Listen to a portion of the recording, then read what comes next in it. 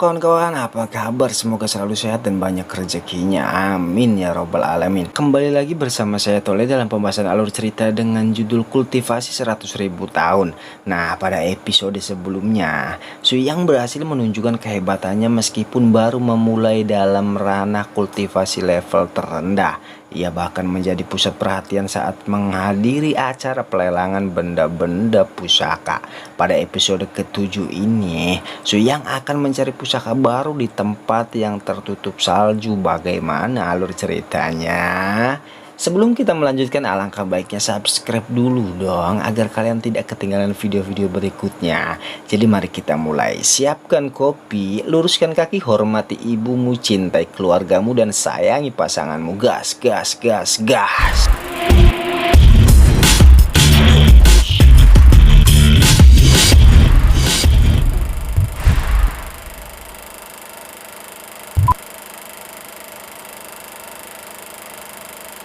Setelah acara di cabang rumah pelelangan pusaka roh selesai, Suyang, Kingsu, dan Sunny yang melanjutkan perjalanan ke sebuah tempat bersalju yang penuh dengan tantangan. Di sana mereka langsung dihadang oleh seekor harimau putih yang dianggap berwatak jahat dan haus akan darah. Binatang liar berbintik merah harimau tersebut bahkan baru saja membunuh seseorang dan menghisap darahnya. Setidaknya menurut pengamatan Suyang, harimau putih tersebut berpotensi semakin kuat karena telah memasuki tahap awal pembangunan pondasi.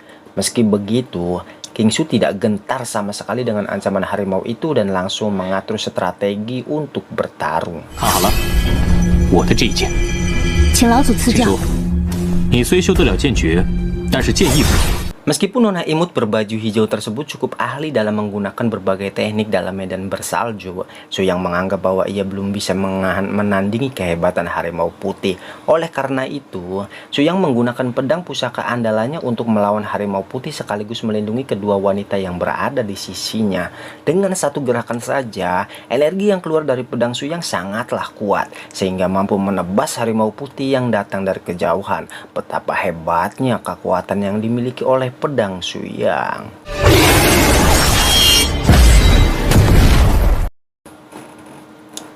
Dengan satu tebasan saja, Suyang berhasil menghancurkan tubuh harimau putih sehingga ia berhasil mendapatkan pusaka roh dari makhluk tersebut. Keterampilan yang ditunjukkan oleh Suyang sangatlah mengagumkan dan bahkan membuat Saniyang semakin terkesan pada Suyang. Sebelumnya, Saniyang bahkan sempat ingin membunuh Suyang, namun kini ia semakin yakin bahwa Suyang bukanlah sosok yang sembarangan meskipun baru berada di tahap kultivator lanah pemurnian Ki.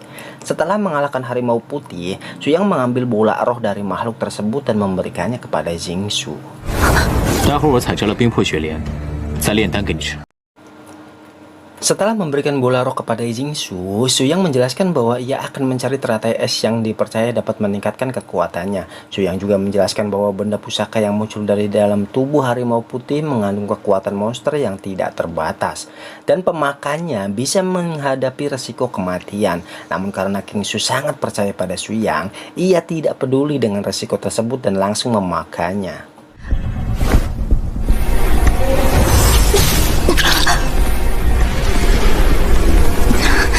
Untungnya, pil iblis yang sebenarnya bisa memusnahkan Kingsu bisa dinetralisir oleh Suyang yang berada di sampingnya.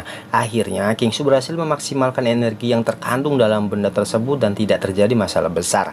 Hal ini membuat Saniyang semakin takjub dengan Suyang dan ia sangat ingin berguru kepadanya. Padahal, sebelumnya Saniyang pernah ingin mencelakai Suyang karena kesalahpahaman. Namun kini Saniyang sampai rela bersimpuh agar bisa diterima oleh Sunyang sebagai murid. 请您收下我做弟子吧，我愿入天蓝宗。 Setelah itu Saniyang bersedia untuk bergabung dengan Sekte Tianlan agar bisa belajar ilmu yang sangat besar dari kultivator seperti Sunyang yang sudah hidup selama 100.000 tahun.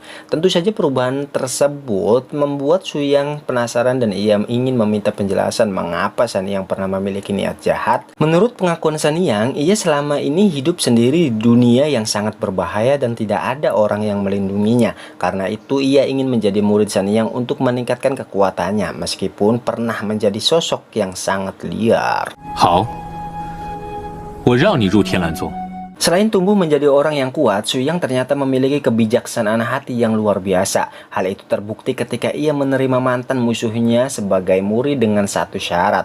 San Yang tidak boleh berkhianat. San Yang menerima syarat tersebut tanpa ragu dan bahkan berjanji siap menerima hukuman mati apabila dia melanggar janjinya di kemudian hari. Namun, seketika terjadi sesuatu yang tak diduga-duga. 陈王大刀，是陈狂刀。不过随便诓骗一个金丹修士做的，你一个炼器。 Ternyata sosok tersebut adalah Chen Guangdao, seorang penjahat yang sudah dikenal oleh San Yang. Chen Guangdao tampak terpesona saat melihat dua wanita yang berdiri bersama Su Yang. Dan dia sok garang, ia mencoba menghalangi Su Yang untuk mendapatkan bunga teratai es yang ada di tempat tersebut. Ia bahkan berniat untuk bertarung terlebih dahulu dengan King Su dan San Yang. Karena meremehkan mereka sebagai wanita, akhirnya pertarungan pun tak terelakkan lagi.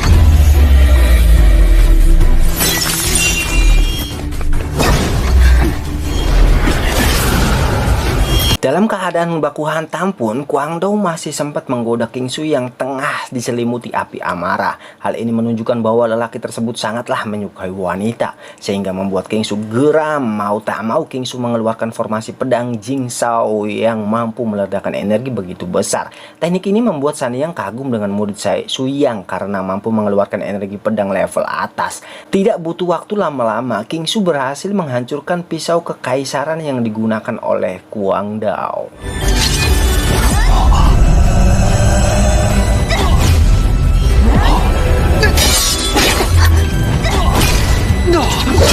Dari teknik yang diperlihatkan King Su, Su Yang seketika mengakui bahwa wanita itu memang bukan murid yang sembarangan. Di sisi lain, Guangdao jelas tidak terima bahwa ia dikalahkan oleh seorang wanita. Alhasil, dia mengeluarkan kekuatan yang lain yang hampir saja menghujam tubuh King Su yang sedang lengah. Namun beruntungnya, Su Yang dengan sigap melindungi King Su dengan sebuah pelukan mesra.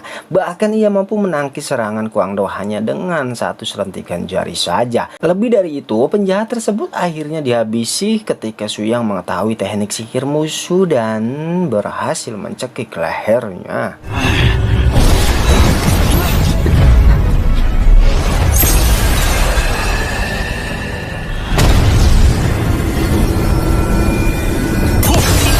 Mei别怕。老祖，这是魔族功法。 Kemudian, murid Su Yang lain datang untuk memberikan sebuah kabar bahwa ada sebuah segel di tebing yang pernah diceritakan oleh Su Yang. Dia berlari penuh semangat untuk menyampaikan penemuan penting tersebut. Namun ia dibuat heran karena beberapa jasad telah bergeletak di sekitar Su Yang dan kawan-kawannya. Lebih dari itu, menurutnya segel di sebuah tebing sedang berusaha dihancurkan oleh beberapa biksu. Mendengar kabar tersebut, sebelum segel itu berhasil dihancurkan, Su Yang segera memerintahkan San Yang untuk menelusuri sesuatu yang dirasa janggal tersebut. Orang-orang dari wilayah Tianwu tersebut sampai ngos-ngosan karena kesulitan untuk menghancurkan segel tebing yang diyakini telah berusia lebih dari 10.000 tahun. Mereka sedang berusaha menghancurkan segel tersebut karena telah mendapat tugas dari Zhang, ketua mereka. Mereka yakin bahwa di balik segel tersebut tersembunyi kekuatan besar yang sangat luar biasa.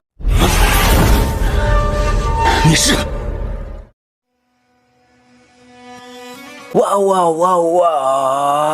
Semakin kesini kehebatan Su Yang semakin tidak dapat dianggap remeh ya. Selain berhasil menunjukkan hasil kultivasinya selama 100.000 tahun, beberapa orang kini bahkan bersedia menjadi muridnya. Tidak dapat diragukan lagi, kita patut penasaran dengan rencana apa yang akan dilakukan setelah tiba di gerbang segel bersalju.